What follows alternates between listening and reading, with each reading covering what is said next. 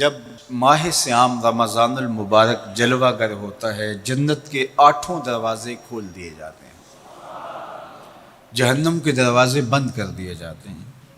اور شیاطین جکڑ دیے جاتے ہیں۔ اللہ جل شانہ اس موسم رحمت میں خاص عنایات اپنے بندوں پہ فرماتا ہے۔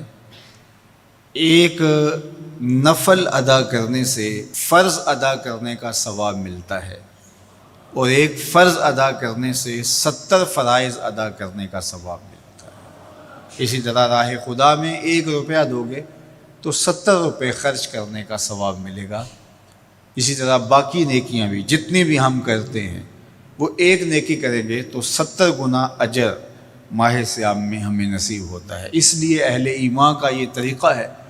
کہ وہ اس مہینے میں کثرت کے ساتھ تلاوت کرتے ہیں، کیونکہ ایک مرتبہ اگر قرآن مجید پڑھ لیا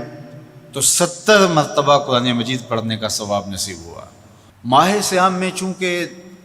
شیطان بندھا ہوا ہوتا ہے، تو ہم اپنے آپ کو نیکی کی طرف اگر لانا چاہیں تو اتنی رکاوٹیں نہیں ہوتی جتنی عام دنوں میں ہوتی ہیں، لیکن اس کے باوجود بہت سارے لوگ ہیں جو رات کو بڑا پکا ارادہ کر کے سوتے ہیں کہ میں صبح وقت پہ اٹھوں گا اور نوافل بھی پڑھوں گا اور نماز بھی ادا کروں گا، لیکن جب صبح ہوتی ہے تو انہیں یا تو جاگ نہیں آتی یا نیند سے بیدار ہو جاتے ہیں، بستر سے اٹھا نہیں جاتا۔ جبکہ وہی شخص انہوں نے صبح سبزی منڈی جانا ہو تو چھلانگ لگا کے اٹھتے ہیں اور سبزی منڈی پہنچتے بھی ہیں۔ سستی طبیعت کا کسل نہیں ہوتا۔ عمومی طور پہ ہم اپنے آپ کو بیمار تصور کر لیتے ہیں اور سستی اور کسل کا نام دے کر کے، بہانہ دے کر کے ہم کہتے ہیں کہ بس کیا کریں، ہم کو ارادہ کرتے ہیں روز لیکن ہم سے اٹھا نہیں جاتا، بس طبیعت اس طرح کی ہے، کسل ہے، سستی ہے۔ یہ بات ذہن میں رکھیے گا کہ ارادہ کرنے کے باوجود بھی صبح جب ہم اٹھ نہیں پاتے یا کوئی بھی نیکی کا کام ہم کرنے کا ارادہ کرتے ہیں تو ارادہ کرنے کے باوجود ارادہ ہی رہ جاتا ہے، ہم کر نہیں پاتے، تو اس کا سبب یہ ہوتا ہے کہ بہت سارے ہم گناہ کر چکے ہیں اور ان گناہوں کی وجہ سے ہم نیکی کی توفیق نہیں پاتے۔ حضرت حسن بصری رضی اللہ تعالی عنہ نے یہی وجہ اس کی بیان فرمائی ہے۔ تو اس کا بہترین طریقہ یہ ہے کہ توبہ کی جائے، اور توبہ بھی سچے دل سے کی جائے، رو رو کے اللہ سے گناہوں کی معافی مانگی جائے، اور سچے دل سے جب توبہ کی جائے تو پھر سارے گناہ نہ صرف مٹا دیے جاتے ہیں بلکہ ان کو بدل کے نیکیوں میں تبدیل کر دیا جاتا ہے۔ تو ماہ سیام کے اندر پختہ عزم کریں اور اس عزم کو عمل کی شکل دینے کے لیے سچی توبہ کریں کہ ہمارا یہ رمضان اس طرح سے گزرے، یہ مہینہ اس طرح سے بسر ہو کہ ہم اس مہینے میں اللہ تعالیٰ کی قربت حاصل کر لیں، ہم گناہوں سے پاک ہو جائیں اور ہم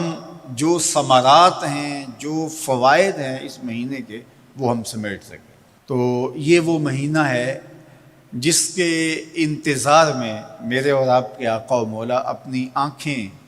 لگائے ہوتے تھے اور دن گن گن کے وقت گزارتے تھے کہ ماہ سیام آ رہا ہے۔ تو اس مہینے کا عزت کے ساتھ، تکریم کے ساتھ، اعزاز کے ساتھ استقبال کرو اور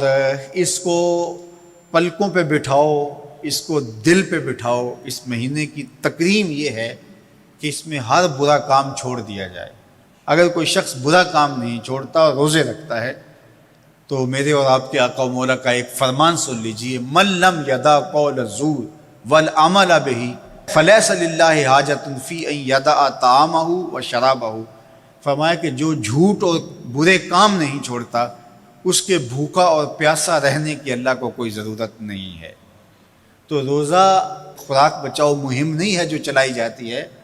بلکہ یہ تزکیہ نفس کا موسم ہے، باطن کی صفائی کا موسم ہے،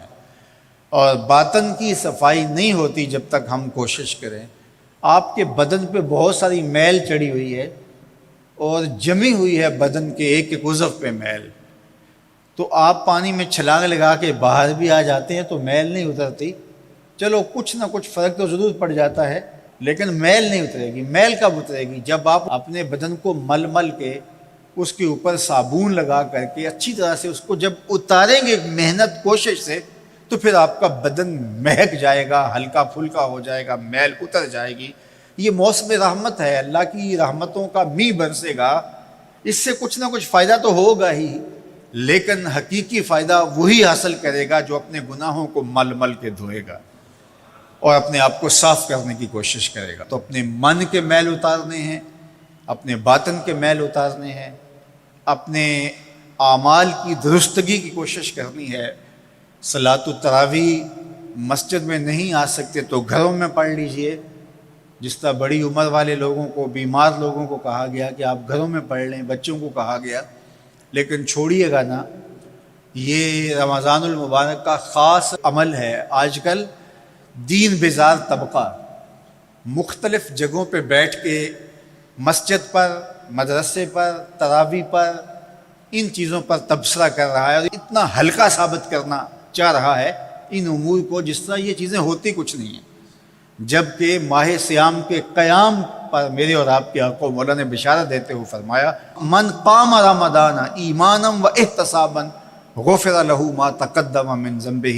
جس نے رمضان المبارک کی راتوں میں قیام کیا ایمان اور محاسبہ نفس کے ساتھ، اللہ اس کے پچھلے سارے گناہ معاف فرما دیتا ہے۔ یہ بہت بڑی دولت ہے، تو اس دولت کو ضرور سمیٹیے گا،